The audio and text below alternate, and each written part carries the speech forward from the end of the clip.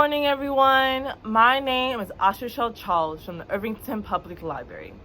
Today, I'll be reading The Happy Prince, retold by Roberto Piumini and illustrated by Alessandra Cimatoribus.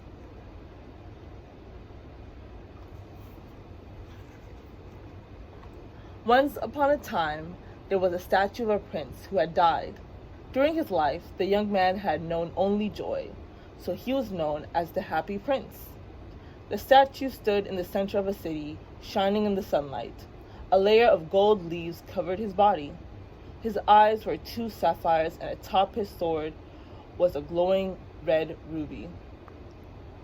One autumn day, a swallow landed on the statue's feet to rest.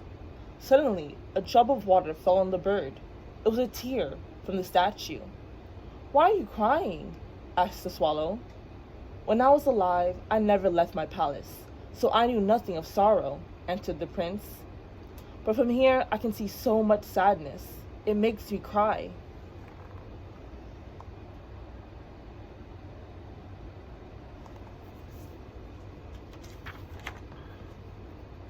The statue continued, "Over there, in that house, I can see a woman sewing.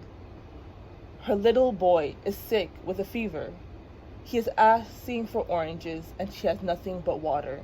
Please, will you bring her the ruby from my sword so she can buy him some oranges?" "Winter is coming. I must leave now for the warm land of Egypt," said the swallow. "Help me, just this once," pleaded the prince. So the swallow picked out the great ruby and carried it across the city to the poor woman's house. Entering through a hole in the roof, he laid the ruby on the table. Hearing the soft noise, the woman lifted her head from her sewing. She could not believe her eyes.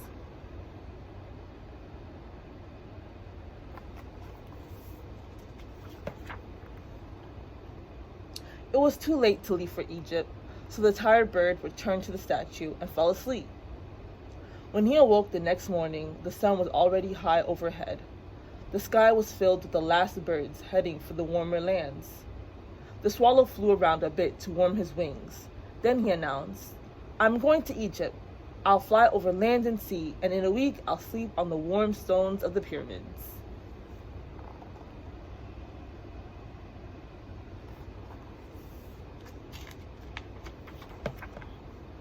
The prince said, "I see a young man in a small attic across the city. He is trying to finish a play, but he is too cold to write. Before you go, take one of my sapphire eyes to him, so he can buy some firewood." "I cannot take one of your eyes," exclaimed the swallow. "Don't worry, I won't feel a thing," said the prince. So the swallow plucked out the gem and flew to the small attic. He entered through the window and set the sapphire on the table. The young writer was speechless with surprise.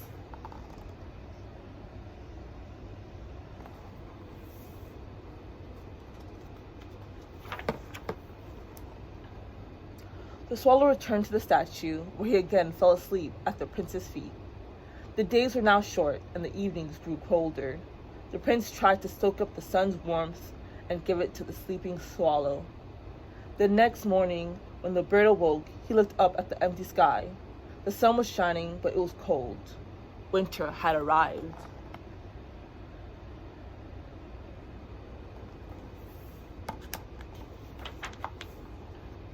The swallow declared, "I am off to Egypt, Prince. I'll take your greetings to the pyramids and the Nile.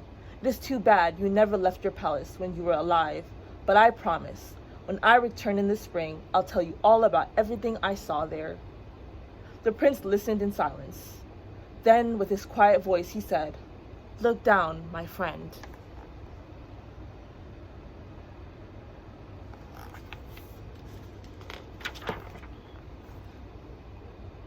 The bird looked down into the square below the statue and saw a little match girl. She was very pale and thin. "The match girl has let her matches fall in the gutter, and they are all spoiled," said the prince. "Her father will certainly be angry when she goes home." "You don't want to give her your remaining eye, do you?" asked the swallow. The prince didn't answer, but his silence spoke for him. It was exactly what he wanted. The swallow plucked out the prince's other eye. He dove down with it and slipped it into the little girl's hand. She looked at the jewel happily and ran off.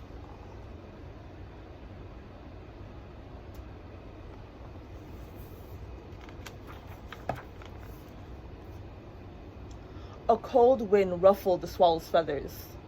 "Now you must fly away to Egypt, my friend," said the prince. "I thank you for all you've done. Even though I cannot see, when you return, you can tell me all about your adventures. Then I'll be able to picture everything in my mind." "I cannot leave you now, alone and blind," said the bird. "I'll stay with you, always."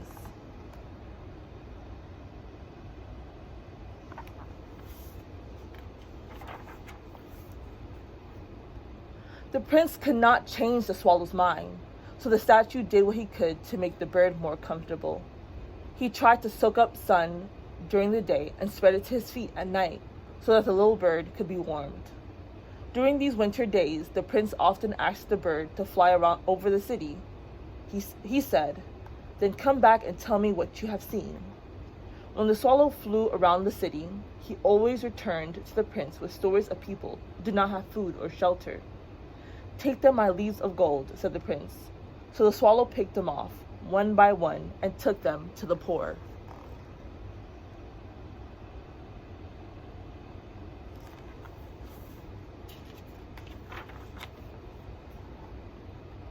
It got even colder, and the swallow was the only bird left in the city.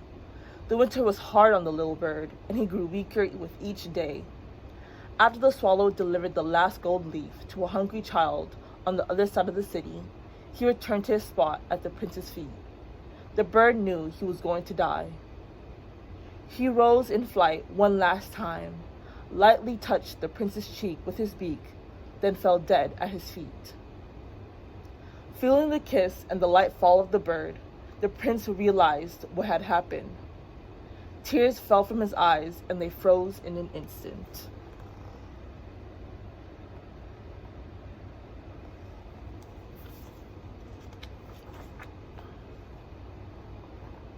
The next morning, the mayor of the city noticed the statue.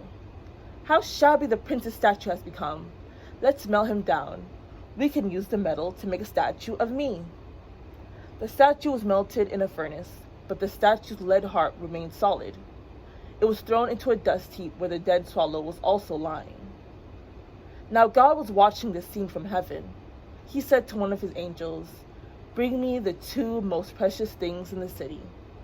So the angel flew down and returned with the heart and the bird.